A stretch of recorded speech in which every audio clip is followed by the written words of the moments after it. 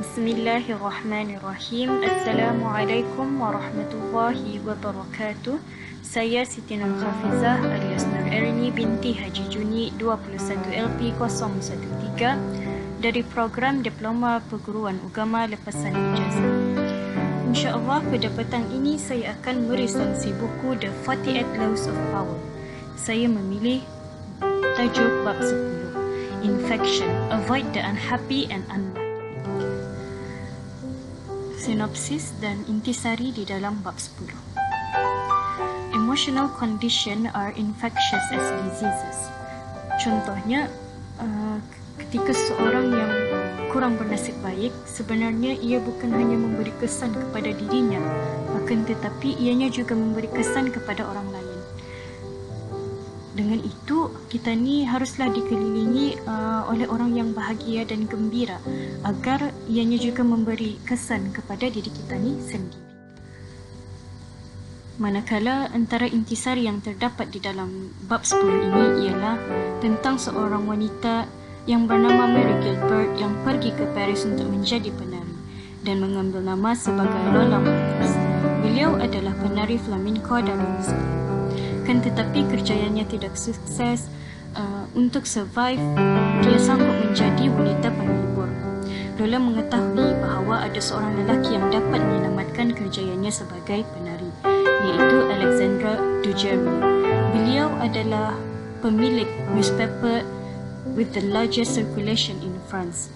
Lola pun mengambil keputusan untuk menggoda dan merayu Dugerrier. Akhirnya mereka pun saling jatuh cinta dan hidup bahagia. Dugerrier membantu menyelamatkan kerjaya Lola. Meskipun Lola telah sukses dalam kerjanya, akan tetapi ianya memberi kesan yang buruk kepada Dugerrier. Bisnes Dugerrier merosot dan menurun. Rakan-rakan bisnesnya menjauhkannya. How to recognize an infector. Yang pertama, masalah itu diorang yang mencari, walaupun sebenarnya masalah itu tidak ada pun. Yang kedua, di masa lampau diorang ni, diorang ada unsettled problem. Yang ketiga, diorang ni tidak mempunyai pekerjaan yang tetap. Yang keempat, diorang ada keinginan untuk menghancurkan seseorang itu dan diorang ni selalu rasa indah puas hati. So, apa yang perlu kita ni buat kalau kita ni berjumpa infector ni? Yang pertama, do not argue with them. Yang kedua, kita ni jangan tolong diorang. Pasal once kita ni tolong, besar kemungkinan diorang akan mengambil kesempatan atas kebaikan yang kita ni lakukan.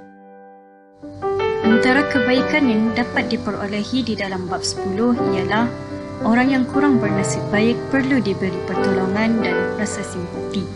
Yang kedua, sentiasalah kita ni rasa bersyukur dan happy untuk orang lain.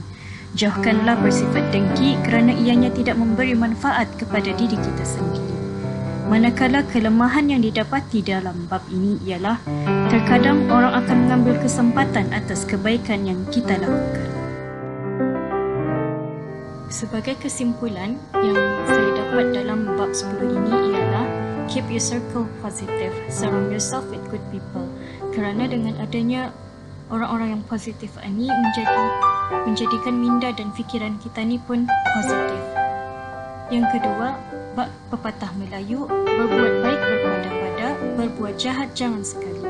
Yang bermaksud, kalau kita ni berbuat baik itu, hendaklah ada batasnya. Jangan sampai orang itu mengambil kesempatan atas perbuatan baik kita ni.